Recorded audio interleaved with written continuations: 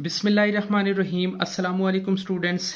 Chapter number 8 energy और page number 78 renewable energy resources के बारे में हम पढ़ेंगे।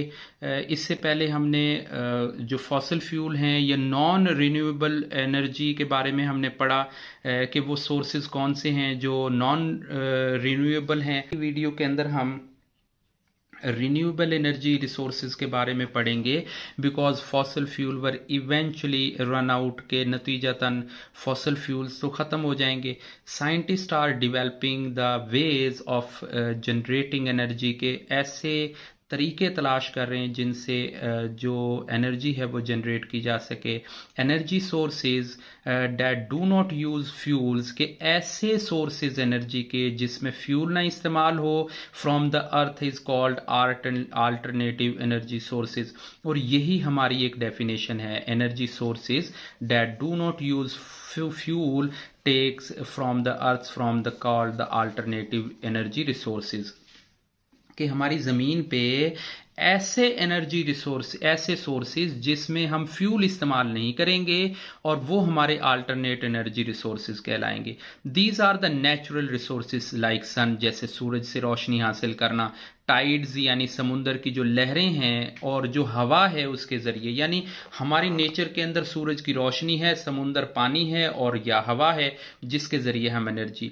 These are called renewable energy resources, और इनको हम कहेंगे ये रिन्यूएबल एनर्जी रिसोर्सेज हैं जो सूरज की रोशनी, समुंदर की लहरें या हवा के ज़रिए बनेंगी।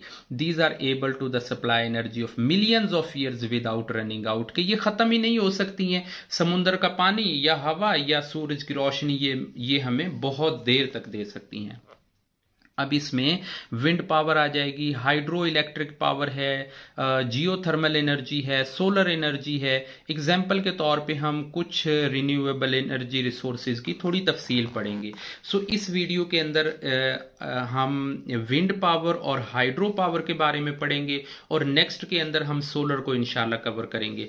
सो विंड पावर जो होती है यानी हवा के जरिए पावर का या एनर्जी का तैयार करना, वो ये कहलाएगी wind turbine can be used to drive electrical generators. के विंड टर्बाइन जो होती है ना, जैसे ये हमारे सामने शक्ल पे नजर आ रही है, ये जब घूमती है तो इससे जनरेटर इलेक्ट्रिकल जनरेटर्स को रन किया जाता है।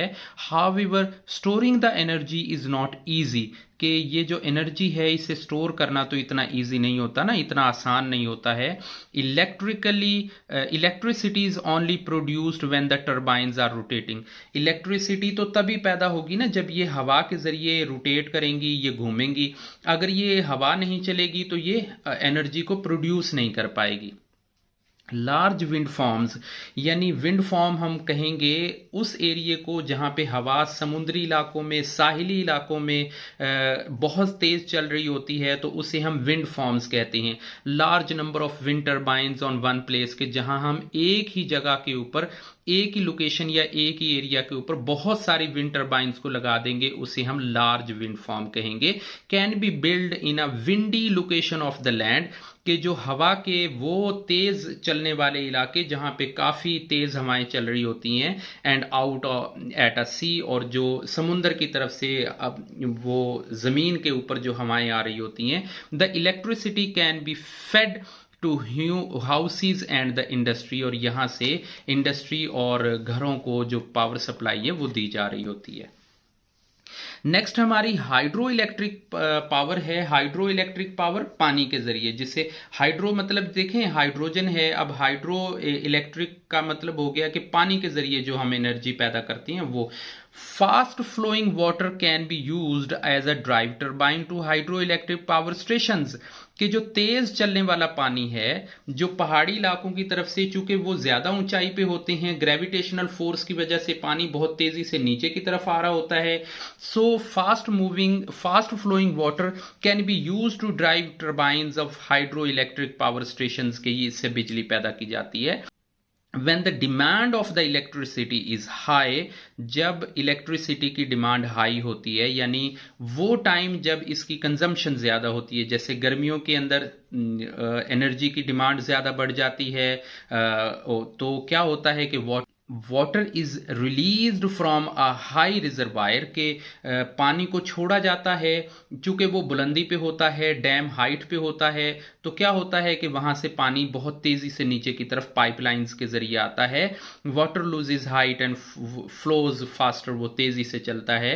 It is basically losing gravitational potential energy, जिसकी वजह से बुनियादी तौर पे इसके अंदर पानी जितना ऊंचाई पे होगा उसके अंदर ग्रेविटेशनल फोर्स होगी ना, जैसे हम घरों की छतों के ऊपर पानी की टैंकी बना लेते हैं, सो वहां पे पानी जो जाके स्टोर हो जाता है उसके अंदर पोटेंशियल आ जाती है, इसीलिए वो नीचे की तरफ फ्लो करता है। So the energy is gaining movement the kinetic energy. So हम यहां से काइनेटिक एनर्जी को गेन कर रहे होते हैं क्योंकि वो पानी फ्लो करता है, वो चलता है। So the water process through the turbines, और इस चलते हुए पानी को, प्रेशर वाले पानी को टर्बाइंस के जरिए गुजारा जाता है। The turbines rotating driving generators, और ये जो टर्बाइंस होती हैं ये चलती हैं तो ये रोटेट करती हैं जनरेटर्स को, और ये प्रोड्यूस करता है इलेक्ट्रिसिटी को। अब देखें, घरों के अंदर जो जनरेटर्स हम फोसल फ्यूल्स के जरिए चला रहे होते हैं, वहां पे भी तो बेसिकली उस डायनमो या उस जनरेटर की टर्बाइन को चलाया जाता है ना।